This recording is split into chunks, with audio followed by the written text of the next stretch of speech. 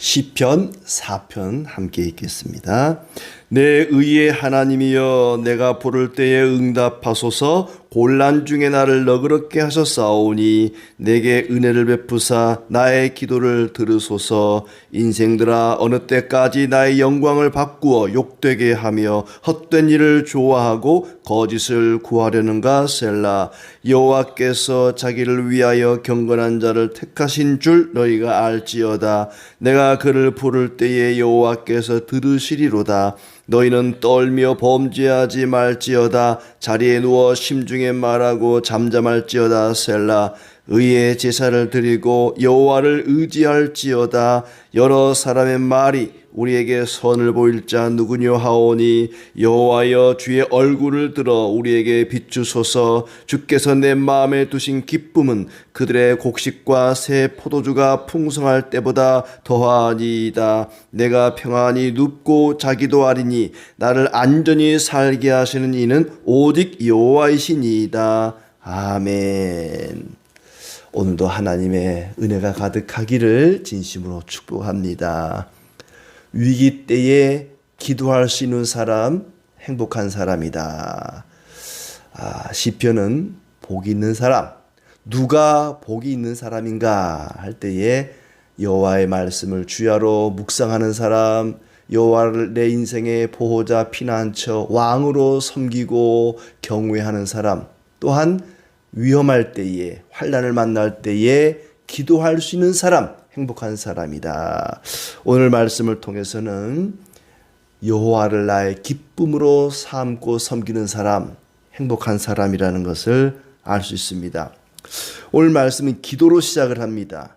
1절에 내 의의 하나님이여, 내가 부를 때 응답하소서, 응답하소서 그랬고, 내게 은혜를 베푸소서, 나의 기도를 들으소서 하면서 이렇게 다윗이 하나님 앞에 기도하면서 시작을 합니다.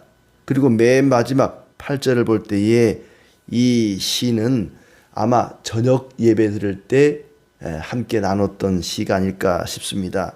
내가 평안히 눕고 자기도 하리니 나를 안전히 살게 하시는 이는 오직 여호와시다. 내가 평안히 눕고 자기도 하리니, 요걸 볼 때에 아마 잠자기 전에 저녁 예배 때 함께 나눴던 그런 말씀, 그런 시로 여겨지고, 제가 볼 때는 3편 같은 말씀은 아침 기도 때가 아닐까. 왜냐하면 내가 누워 자고 깨었으니, 5절에 보니까 여호와께서 나를 붙드심이로다. 내가 잘 자고 깨었으니 그것은 하나님이 나를 붙들으셨기 때문이다. 이렇게 말씀하는 걸 보면은 아침 예배 때 사용했던 시가 아닐까, 그렇게 생각을 해봅니다.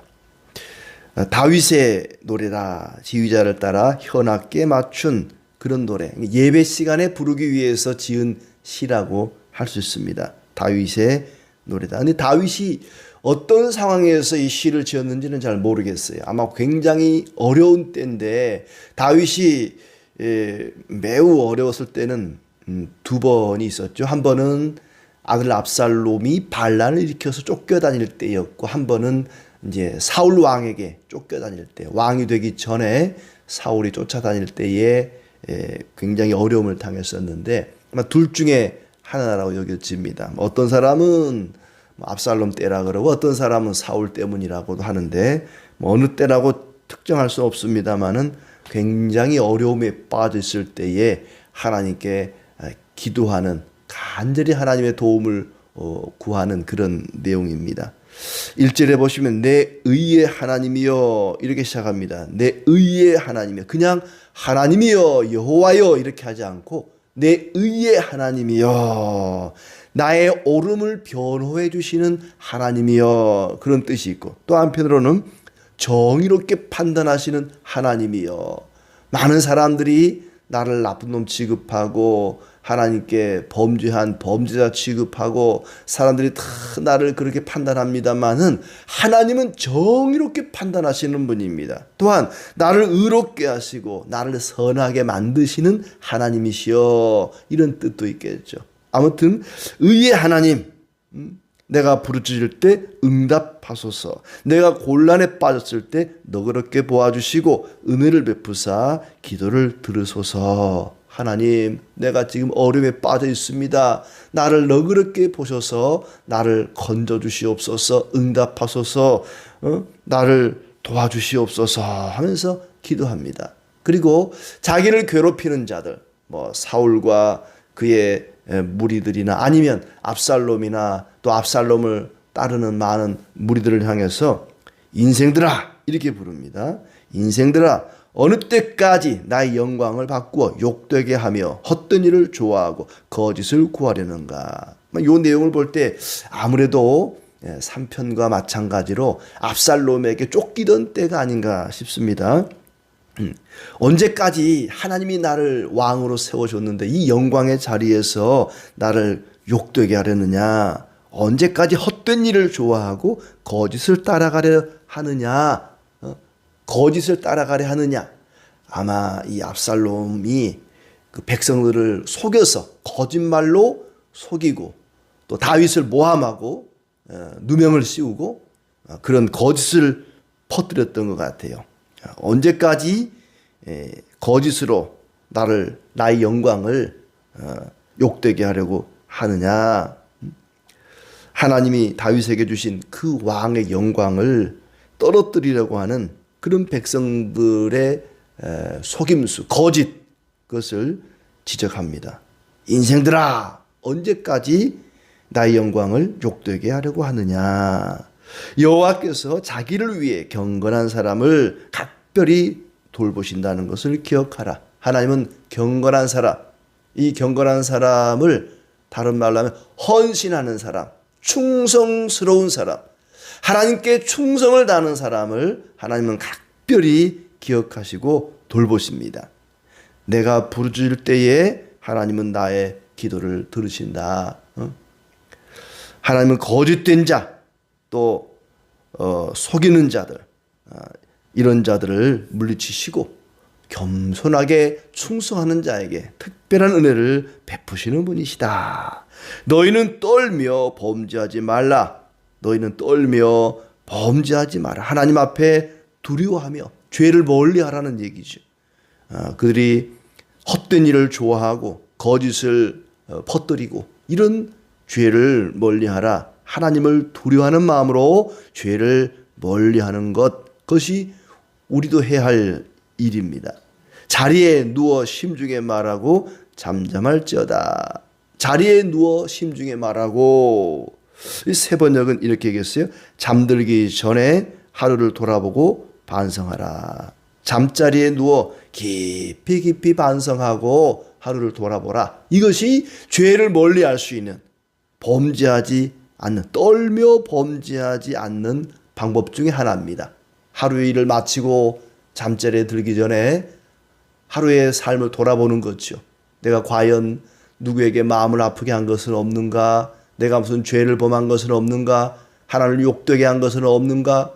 거짓을 행한 일은 없는가? 하루의 삶을 돌아보는 겁니다. 요 내용만 보더라도 아마 요 시는 잠자리에 들기 전에 읊었던 그런 시가 아닐까 또 생각을 해봅니다. 하루의 일을 돌아보는, 잠자리에 들기 전에 그런 시간을 가지라. 그런 것이 우리가 죄를 멀리하는 방법 중에 하나다. 5절은 의의 제사를 드리라. 의의 제사, 올바른 제사죠. 겉으로만 형식적으로만 드리는 그런 제사가 아니라 마음 중심을 다하여 나를 온전히 하나님께 드리는 그런 의의 제사를 드리고 여호와를 의지하라. 회개하는 마음으로, 항상 회개하는 사람. 하나님이 기뻐하는 사람은 늘 회개하는 사람입니다. 내가 얼마나 큰 죄인인가, 하나님이 얼마나 크신 은혜와 사랑을 나에게 베푸시는가를 생각하고 하나님께 늘 회개하는 사람, 그 사람에게 하나님은 기쁨을 주십니다. 많은 사람이 기도할 때마다 우리에게 선을 보일 자가 누구뇨 하는데 주의 얼굴을 들어 우리에게 비추소서. 하나님, 사람들이 늘 우리에게 선을 행할 자가 누구인가, 우리에게 좋은 것 주실 분이 누구냐, 도대체 우리에게 누가 좋은 걸 주신단 말이냐라고 말하는데 주님이 그렇습니다. 네, 다윗은 하나님이 우리에게 좋은 걸 주실 분입니다. 주의 얼굴을 들어 우리에게 비추소서. 우리에게 복을 내리실 분은 하나님입니다. 사람들은 누가 우리에게 선을 베푸실까? 누가 우리에게 복을 내리실까? 누가 우리에게 좋은 걸 주실까라고 궁금해하는데 다윗은 정답을 말합니다. 하나님이 바로 그분이십니다. 주의 얼굴을 들어 우리에게 비추소서. 사람들은 인생에게 좋은 걸 주시는 하나님을 바라보지 못하고 자신의 상황, 자신이 처해 있는 그 절망적인 그런 상황만 보고 낙심을 합니다. 하나님, 내가 지금 처해 있는 이 상황이 아니라 주님을 바라보면서 힘을 얻게 하시고 다시 일어서게 하옵소서. 우리에게 좋은 걸 주시는 분은 오직 하나님밖에 없습니다. 주께서 내 마음에 안겨두신 기쁨은 햇곡식과 새 포도주가 풍성할 때보다 더합니다. 좋은 걸 주시는 하나님께서 나에게 주신 그 좋은 게 뭐냐? 기쁨이라는 겁니다. 나에게 기쁨을 주셨습니다. 나에게 기쁨을 안겨주셨습니다. 다윗이 하나님께 받은 좋은 것, 그것은 바로 기쁨이었습니다. 나에게 안겨두신 그 기쁨, 내 마음속 깊은 곳까지 미치는 그 기쁨.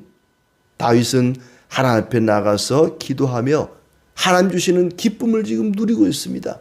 사람들은 어디서 누가 나에게 좋은 걸 주실까 두리번거리는데 다윗은 탁 하나님을 바라보면서 하나님이 나에게 내 마음 깊은 곳까지 미치는 그런 기쁨을 주셨습니다. 하나님을 바라봅니다. 내가 편히 눕고 자기도 하는 것은 주께서 나를 안전히 쉬게 하여 주시기 때문입니다. 바로 이 기쁨 때문에, 하나님이 내 마음 깊은 곳까지 주시는 그 기쁨 때문에 극한의 환난 중에서도 다윗은 편안하게 잠을 잘 수가 있었다는 거예요. 사람이 두렵고 무섭고 근심 걱정 가득하면 잠을 잘 수가 없습니다. 아무리 잠을 자려고 해도 눈은 감는데 잠이 오질 않아요. 그것은 내 마음이 두렵기 때문에, 근심 걱정이 가득하면 그렇습니다. 그런데 하나님을 바라보고 나의 죄를 회개하고 하나님을 의지할 때에 다윗은 너무나 편안합니다. 그 마음 깊은 곳까지 미치는 그런 기쁨을 하나님이 주신 거예요. 그 기쁨이 충만하니까 어떠한 환난 중에도 압살롬이 반란을 일으켰든지 사울이 나를 죽이려고 쫓아다니든지 어떤 극한의 상황 속에서도 너무나 편안한 거예요. 너무나 기쁘고 즐겁고 두려움이 다 사라집니다. 어려움이 없어서가 아닙니다. 지금 다윗은 목숨이 경각에 달해 있습니다. 마치 폭풍우 몰아치는 바다 한가운데 떠 있는 배와 같습니다. 언제 침몰할지 모릅니다. 그러나 하나님이 나와 함께 하심을 믿고 하나님을 의지할 때에, 나의 모든 죄를 고백하고 기도할 때에 그의 마음속에는 너무나 큰 기쁨이 충만합니다. 그 기쁨이 가득하니까 너무나 잠이 잘 오는 거예요. 내가 편안히 눕고 자기도 하는 것은 주께서 나를 안전히 쉬게 하기 때문입니다. 하나님께서 우리의 기도를 응답하시는 것은 나의 지혜와 능력과 공로 때문이 아닙니다.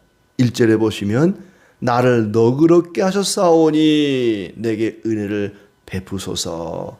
하나님이 내게 베푸신 그 너그러움, 다른 말로 하면 긍휼입니다. 긍휼. 하나님의 긍휼에 의해서 우리의 기도를 들으십니다. 하나님의 긍휼하심을 인해서 나의 기도를 들으소서. 이것이 최고의 기도입니다. 하나님, 내가 이렇게 했으니 나의 기도를 들으소서. 내가 이번에 이렇게 뭔가를 하나님께 드렸습니다. 그러니 나의 기도를 들으소서. 이게 아니라 나는 아무것도 아닙니다. 나는 아무것도 드린 것이 없습니다. 오직 하나님의 긍휼하심을 의지하오니 나를 도우시고 붙드시고 응답하옵소서. 하나님의 긍휼하심을 근거로 기도할 때 그 기도가 하나님 기뻐하는 기도입니다. 전에도 환난 가운데에서 건져주신 하나님, 1절에 보면 그렇게 시작을 하지요. 곤란 중에서 나를 너그럽게 하셨사오니, 과거에 그랬다는 거예요. 과거에 목동 시절에 곰과 사자가 덮쳐서 양을 물고 갈 때 그 곤란 중에도 하나님이 너그럽게 여겨서 나를 도우셔서 내 양들을 내가 구출하게 하신 하나님, 골리앗을 쓰러뜨린, 그렇게 하신, 곤란 중에도 너그럽게 하셔서 골리앗을 쓰러뜨리게 하신 그 하나님, 과거에도 그랬던 것처럼 이제도 그렇게 하여 주시옵소서. 수많은 대적들을 하나님의 그 긍휼하심으로 인하여 물리치고 승리하고 여기까지 왔습니다. 과거에도 그랬던 것처럼 이제도 이 환난 중에도 나를 너그럽게 여기사 내게 응답하소서. 내 기도를 들으소서. 하나님의 긍휼하심을 의지하여 지금 기도하고 있습니다. 막다른 골목에서 다윗은 하나님께 간절히 호소하고 간구합니다. 그리고 자신의 마음속에 있는 평안과 기쁨을 노래하고 있습니다. 아무리 많은 경호원들이 강력한 무기를 가지고 나를 보호하고 경비를 선다고 해도 내 마음에 근심 걱정이 가득하면 밤에 잠을 이룰 수가 없습니다. 저 북한의 김정은이나 저 미국의 대통령이나 얼마나 많은 경호원들이 겹겹이 둘러싸고 있습니까? 그런데 그 경비 중에, 경호원 중에 어떤 놈이 나를 죽일지를 몰라요. 불안해서 잠을 이룰 수가 없습니다. 그러나 하나님이 나의 방패가 되시고 나를 지키시고 나를 돌보시는 분이다, 이 믿음을 가지고 있는 사람은 그 마음의 평안과 기쁨이 충만하다는 것입니다. 우리가 할 일은 하나님께 의의 제사를 드리는 것입니다. 나의 모든 죄를 회개하고 진실한 마음으로 하나님을 경외하는 것입니다. 자기 자신을 먼저 드리는 것이죠. 제물을 드리기 전에 나 자신을 온전히 하나님께 드리는 사람, 하나님이 그 사람 기뻐하시고 특별한 은혜를 베풀 것입니다. 제물을 의지하지 말고 하나님을 의지하라. 5절 끝에 여호와를 의지할지어다. 내 힘과 지혜와 능력과 재물을 의지하지 말고, 사람을 의지하지 말고, 세상을 의지하지 말고 하나님을 의지하며 드리는 예배, 그것이 의의 제사입니다. 하나님 그런 사람에게 기쁨을 주십니다. 어떤 어려움이 다가와도 두려워하지 말고 기도하라. 그럴 때 하나님이 우리를 도우시고 큰 기쁨과 평강을 주실 것입니다. 시편 50편 15절에 환난 날에 나를 부르라. 내가 너를 건지리니 네가 나를 영화롭게 하리라 그렇습니다. 환난 날에 하나님만을 의지하고 회개하고 간구할 때에 우리를 도우시고 응답하시고 영화롭게 할 것입니다. 행복한 사람은 어떤 사람이냐? 하나님 주시는 기쁨으로 충만한 사람입니다. 어떤 사람에게 그런 기쁨을 주시는가? 의의 제사, 진실한 마음으로 예배하고 회개하는 사람에게 하나님은 참된 기쁨을 주십니다.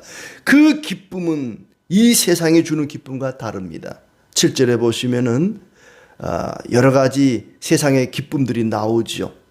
곡식이 풍요로울 때, 또 새 포도주가 풍성할 때, 재물이 풍성할 때, 로또를 맞는 것보다 더 큰 기쁨이 하나님 주시는 기쁨입니다. 세상이 주는 그런 기쁨, 세상의 성공과 부귀영화가 주는 그런 기쁨보다 더한 기쁨이 하나님이 주시는 기쁨이다. 이 기쁨이 충만한 사람, 행복한 사람입니다.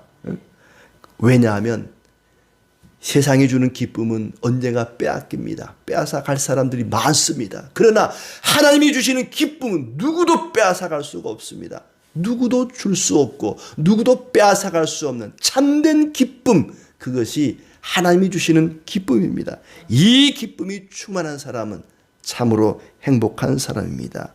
차원이 다른 기쁨입니다. 원래 이 말씀에 제목을 붙이자면은 차원이 다른 기쁨입니다. 하나님이 주시는 기쁨은 세상이 주는 기쁨, 사람이 주는 기쁨과는 차원이 다른 기쁨입니다.